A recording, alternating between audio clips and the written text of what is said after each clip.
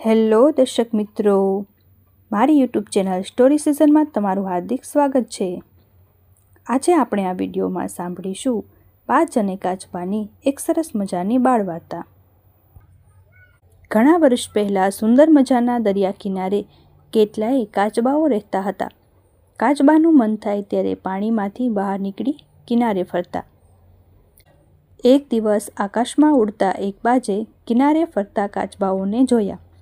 તે સડસડાટ નીચે આવ્યો. તેણે એક કાચબાને પોતાના પંજામાં પકડી લીધો અને તેને દૂર લઈ જઈને મારીને ખાઈ ગયો. આ રીતે રોજ એક કાચબો ઉઠાવીને તે ખાઈ જતો. એક દિવસ તેની જાણ એક વૃદ્ધ કાચબાને થઈ. તેણે ભારે ચિંતા થઈ. જો બાજ આ જ રીતે રોજ એક કાચબો ખાઈ જશે તો અમારામાંથી કોઈ બચશે નહીં. બચવા માટે કંઈક ઉપાય શોધવો પડશે. એણે બચેલા કાચબાઓની એક સભા બોલાવી અને બધાને પૂછ્યું, તમારે બચવું છે કે બાજના હાથે મરવું છે?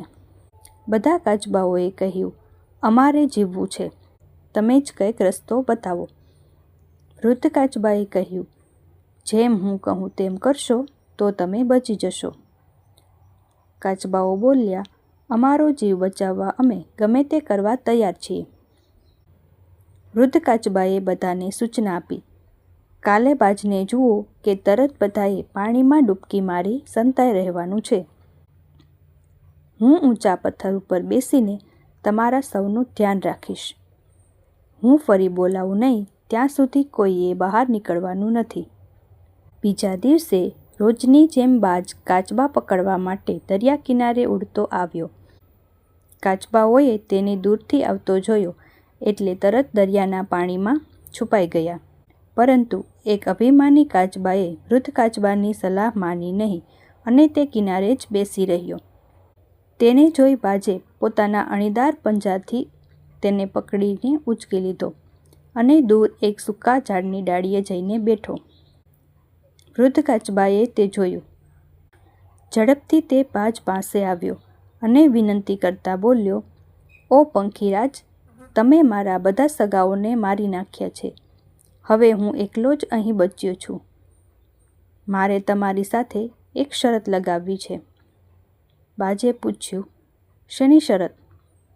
કાચબો કહે, જો તમે શરતમાં હારી જાઓ તો પછી ક્યારે આ કિનારે આવી કોઈ કાચબાને મારશો નહીં. બાજે કાચબાને પૂછ્યું, અને હું જીતું તો? ઘરડા કાચબાએ કહ્યું, તો સૌથી પહેલાં મને ખાઈ જજો અને મેં બીજા હજારો કાચબાઓને એક જગ્યાએ સંતાડીને રાખ્યા છે. તે જગ્યા પણ હું તમને બતાવી દઈશ. બાજ તો લાલચમાં આવીને બોલ્યો, હજારો કાચબાઓ? બોલ બોલ, તારી શી શરત છે? વૃદ્ધ કાચબાએ કહ્યું, આપણે દોડવાની હરીફાઈ કરીએ. હું દરિયામાં તરીશ અને તમે આકાશમાં ઉડજો. અઠવાડિયા પછી આપણી હરીફાઈ શરૂ થશે અને જે જીતશે તેને જીતનારની બધી જ શરત માનવી પડશે.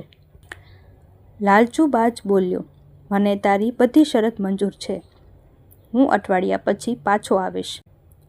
જીતવાના પૂરા વિશ્વાસ સાથે બાજ ત્યાંથી ઉડીને જતો રહ્યો. જેવો બાજ ગયો એટલે ઘરડા કાચબાએ બાકીના બધા કાચબાઓને પાણીમાંથી બહાર બોલાવ્યા અને બધાને કહ્યું, હવે આગળ હું જેમ કહું તેમ કરજો. બધા પાણીમાં દૂર સુધી અંદરને અંદર થોડાક અંતરે તરતા રહેજો. તમારા ઉપરથી બાજ ઉડતું દેખાય એટલે પાણીમાંથી ડોક બહાર કાઢી બાજને બતાવીને પાછા પાણીમાં અંદર છુપાઈ જજો. બધા કાચબાઓને તેની વાત સમજાઈ ગઈ. એક અઠવાડિયા પછી બાજ પાછો આવ્યો અને કહ્યું, બોલો કાચબા ભાઈ, શી શરત છે? હું તૈયાર છું. કાચબાએ કહ્યું, સામેના કિનારે જે પથ્થરો દેખાય છે તેને અડીને આપણા બેમાંથી જે વહેલો પાછો આવશે તે જીત્યો કહેવાશે. બાજે કહ્યું, બસ આવી મામૂલી શરત? હું તૈયાર છું. તું પણ તૈયાર છે ને? કાચબો બોલ્યો, હા, હું પણ તૈયાર છું. કાચબાની અને બાજની દોડની હરીફાઈ શરૂ થઈ. બાજ આકાશમાં ઉડવા માંડ્યો અને વૃદ્ધ કાચબો પાણીમાં તરવા લાગ્યો. બાજની નજર ચૂકવીને વૃદ્ધ કાચબો પાણીમાંથી નીકળી પાછો કિનારે બેસી ગયો.